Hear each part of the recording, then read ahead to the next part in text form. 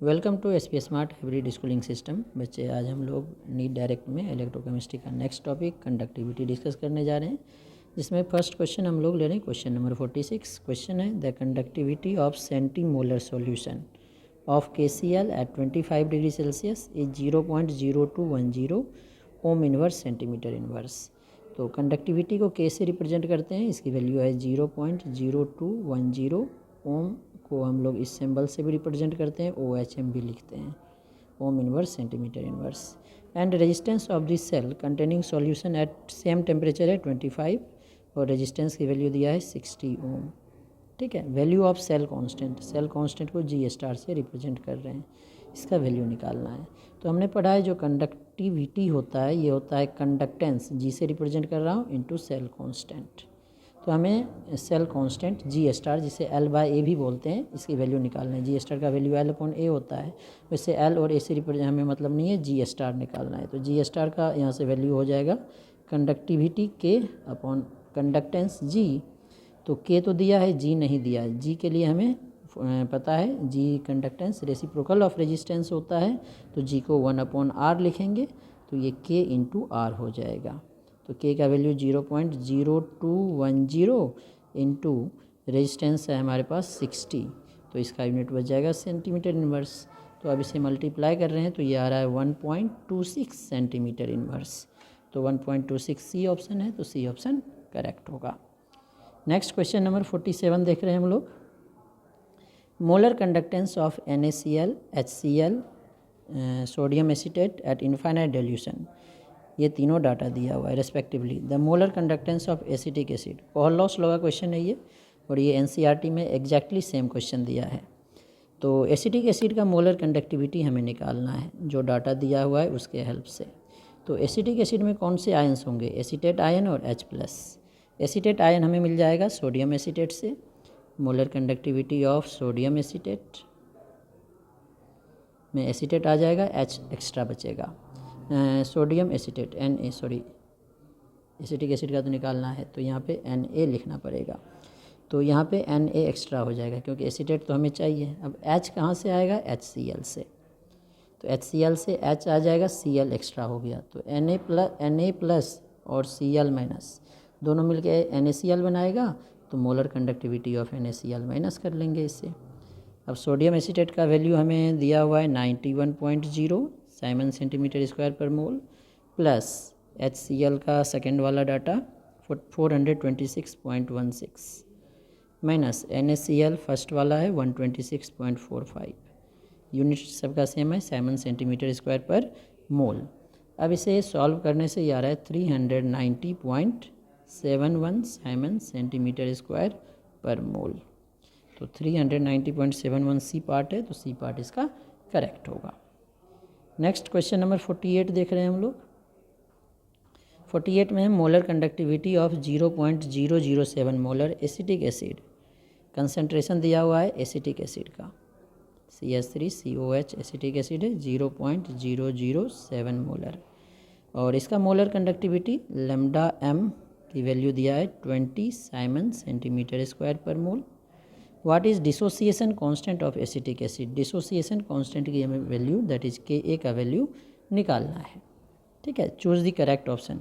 H+ और acetic acid का ये दिया है, तो यहाँ से हम लोग molar conductivity at infinite dilution of acetic acid निकाल सकते हैं। कोहलॉस लॉ लगा के सबके मोलर कंडक्टिविटी को ऐड कर दो, एसिटेट आयन और H+। एसिटेट आयन का 50 है, इसका 350 है, तो 50 + 350 कितना हो गया? 400 साइमन सेंटीमीटर स्क्वायर पर मोल, ये आ गया। अब अल्फ़ा, ये भी कोहलॉस लॉ के एप्लीकेशन में है। डिग्री ऑफ डिसोसिएशन क्या होता है? Molar conductivity at concentration C जो दिया हुआ है अपन molar conductivity at infinite dilution, तो इसकी वैल्यू 20, इसकी वैल्यू 400, 20/400 आ गया, तो 20 दूनी 40, 1/20 अल्फ़ा की वैल्यू आ गया। अब Ka निकालना है, तो Ka का वैल्यू क्या होगा? C∝² 1 - अल्फ़ा, क्योंकि जो हमारा एसिटिक एसिड है ये मोनोबेसिक एसिड है। अब डिग्री ऑफ डिसोसिएशन बहुत कम है, तो 1 - अल्फ़ा को हम लोग लगभग 1 लिख सकते हैं, तो इसकी वैल्यू C∝²। C कंसनट्रेशन दिया है 0.007 इंटू 1/20 का स्क्वायर, तो ये हो गया 7 इंटू 10⁻³ 1/20 को लिखेंगे हम लोग 1/40। तो अब इसको सॉल्व करना है हमें, और सॉल्व करके ये 7 इंटू 10⁻³ 1/40 को क्या लिखोगे 0.025। तो मल्टीप्लाई करके ये आ रहा है हमारे पास 1.7 इंटू 10⁻⁵। ये हमारा के ए का वैल्यू आ जाएगा। तो 1.7 इंटू 10⁻⁵ हमारा ऑप्शन डी में है। 1.75 है तो डी ऑप्शन हमारा करेक्ट होगा। 49 नंबर क्वेश्चन, ये भी हमारा कोहलॉस लॉ का ही है। क्वेश्चन है limiting molar conductivities are given. Sulphuric acid, potassium sulphate और पोटासियम एसीटेट का दिया है। हमें निकालना किसका है, लैम्डा एम नॉट, यूनिट ये है फॉर एसिटिक एसिड।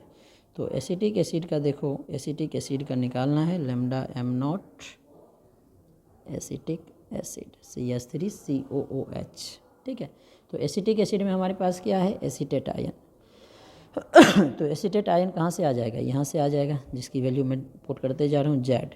तो यहाँ पे K एक्स्ट्रा बचेगा। ठीक है, प्लस H प्लस कहाँ से आएगा सल्फ्यूरिक एसिड, लेकिन 2 आएगा, हमें 1 चाहिए तो x/2 से डिवाइड कर दिया।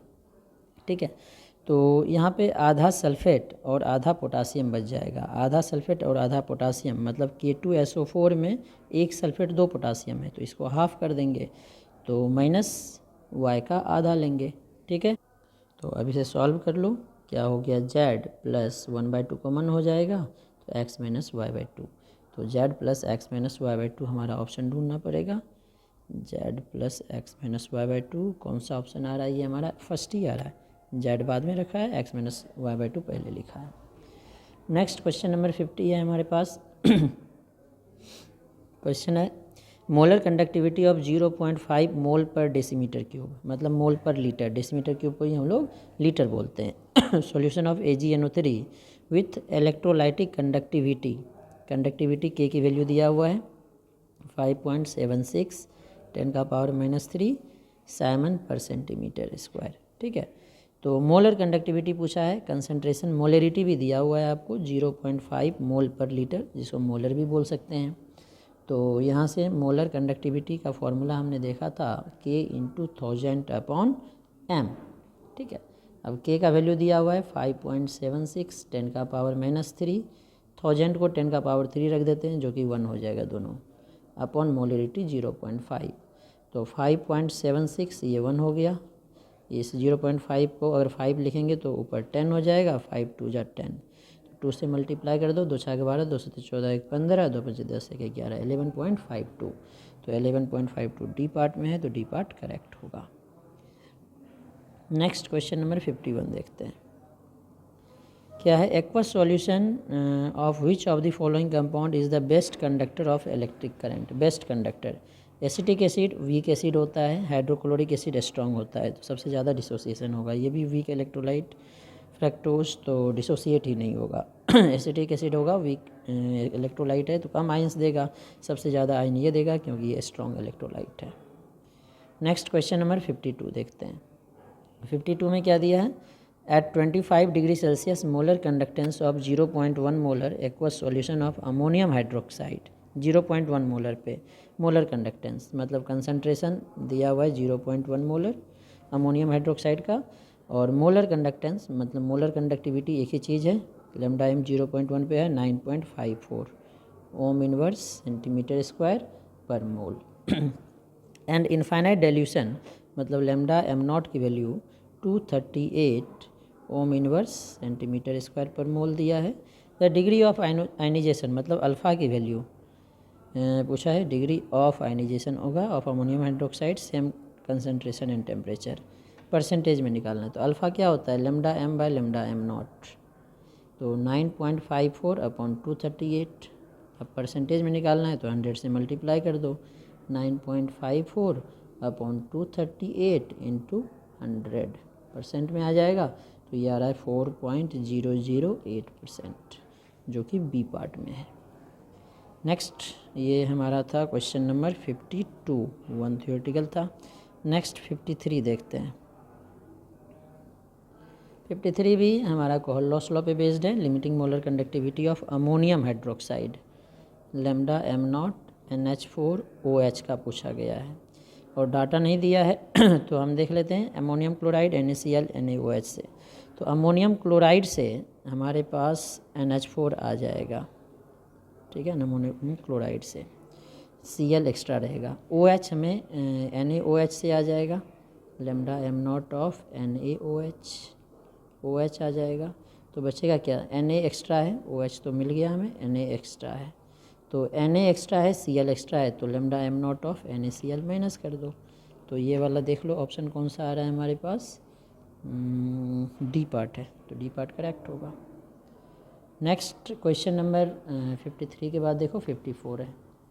54 में क्या बोला जा रहा है, an increase in equivalent conductance of strong electrolyte with dilution is mainly due to, क्यों होगा, इंक्रीज इन आयनिक मोबिलिटी, क्योंकि डाइल्यूशन होने से जो मोबिलिटी है आयंस का वो इंक्रीज हो जाएगा, तो आयनिक मोबिलिटी बढ़ने के कारण इसकी जो है इक्विवेलेंट कंडक्टेंस इंक्रीज कर जाएगी। नेक्स्ट क्वेश्चन नंबर 55 है। 55 में क्या बोला गया है देखते हैं, which of the following expression correctly represent equivalent conductance eight infinite dilution aluminium sulphate. बच्चे जब मोलर कंडक्टिविटी लेते हैं तो नंबर ऑफ आयंस को इंक्लूड करते हैं, लेकिन इक्विवेलेंट कंडक्टेंस जब लेते हैं तो नंबर ऑफ आयंस को इंक्लूड करने की कोई ज़रूरत नहीं होगी। तो एल्युमिनियम सल्फेट में देखो मोलर इक्विवेलेंट लेते तो क्या लिखते, मैं दोनों लिख के बताता हूँ। एल्युमिनियम सल्फेट है, अगर मोलर कंडक्टिविटी पूछता, ठीक है ना, तो क्या करते हैं हम लोग 2 मोलर कंडक्टिविटी एल्युमिनियम आयन का लिखते plus 3 molar conductivity of sulphate लिखते। लेकिन इक्विवेलेंट के लिए हमने बोला था इसे लिखने की ज़रूरत नहीं होती है, ऑलरेडी उसमें इंक्लूड होता है क्योंकि एन फैक्टर कंसीडर किया जाता है उसमें। तो इसमें हमें ये 2 और 3 लिखने की ज़रूरत नहीं है। क्या हो जाएगा, aluminium ion plus equivalent conductivity of sulphate ions. तो ये हमारा सी पार्ट में है, तो इसका सी पार्ट करेक्ट होगा। नेक्स्ट क्वेश्चन नंबर 56 है। 56 में क्या बोला जा रहा है, the equivalent conductance of m/32 मतलब 1/32 सॉल्यूशन, कंसनट्रेशन दिया हुआ है हमारे पास वीक मोनोबेसिक एसिड का, सी की वैल्यू दिया है 1/32 मोलर, इज 8 महू मतलब साइमन, ओम इनवर्स को बोलते हैं, सेंटीमीटर स्क्वायर पर मोल होगा, ठीक है ना। इक्विवेलेंट कंडक्टेंस दिया पर ग्राम इक्विवेलेंट होगा, इक्विवेलेंट कंडक्टेंस है तो weak monobasic acid and at infinite dilution मतलब इनफाइनाइट डिल्यूशन पे भी दिया है 400, ठीक है। तो लैम्डा इक्विवेलेंट की वैल्यू दिया है 8 महो या ओम इनवर्स लिख सकते हो, सेंटीमीटर स्क्वायर पर इक्विवेलेंट बोलो इसको, और इनफाइनाइट मतलब नॉट की वैल्यू दिया है 400, सेम यूनिट होगा। तो अब क्या पूछा है इसका, द डिसोसिएशन कांस्टेंट के की वैल्यू पूछा है, तो पहले अल्फ़ा निकालना पड़ेगा। तो लैम्डा बाय लैम्डा नॉट, तो 8/400, तो 8×5 = 40, 1/50 हो जाएगा, ये आ गया हमारे पास। अब हमें क्या पूछा गया है, के की वैल्यू C∝² अपॉन 1 - अल्फ़ा। अब 1/50 मतलब हो गया 5 दूनी 10, दैट इज़ 2 × 10⁻⁻², बहुत कम है, तो 1 - अल्फ़ा को नेगलेक्ट कर सकते हैं, लगभग C∝²। सी का वैल्यू कितना था 1/32, तो 1/32 × 2 × 10⁻⁻² का स्क्वायर, तो 2 का स्क्वायर 4 हो जाएगा, 1/8, 4/32 1/8 हो जाएगा इंटू 10⁻⁻4। सॉल्व कर रहे हैं तो 1/8 होता है 0.125 10⁻⁻4, दैट इज़ 1.25 10⁻⁻5। तो डी पार्ट है, तो डी पार्ट इसका करेक्ट होगा। तो इस तरह से हम लोग इसे सॉल्व कर सकते हैं।